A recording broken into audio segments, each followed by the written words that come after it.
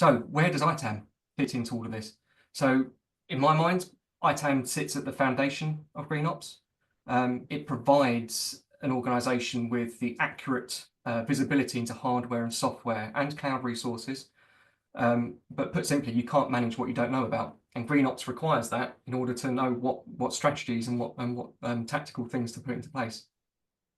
So with accurate discovery, inventory and monitoring, ITAM can provide and furnish GreenOps initiatives with reliable input so they can use it to make data-driven decisions. And to give some examples of those, it'd be around energy consumption. So identify power-hungry devices, servers and applications. And what I mean by applications is you might have an app that requires a substantial amount of CPU overhead, or it might require at certain times of the day. Identifying those means you can put a strategy around how you manage it and how you spread the load or the various different options you have available. It starts with understanding what you have.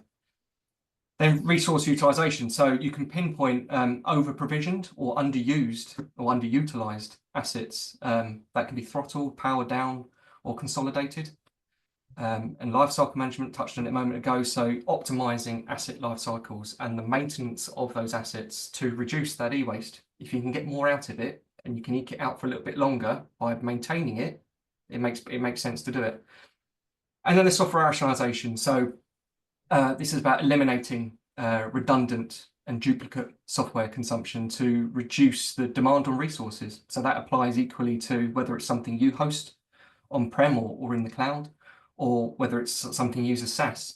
Something somewhere is providing power to provide that application. If you don't need it, then we don't need the power draw.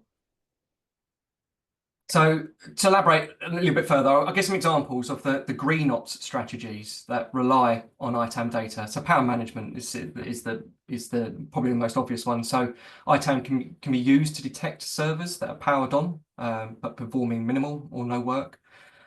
These often get branded as zombies.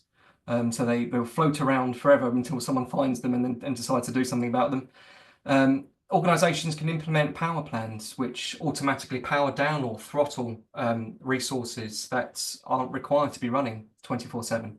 For example, you might have a non-critical business application that you can power down outside of normal business hours, such as weekends and evenings. Again, reduces that power draw, but also can reduce your cost if it's a cloud resource.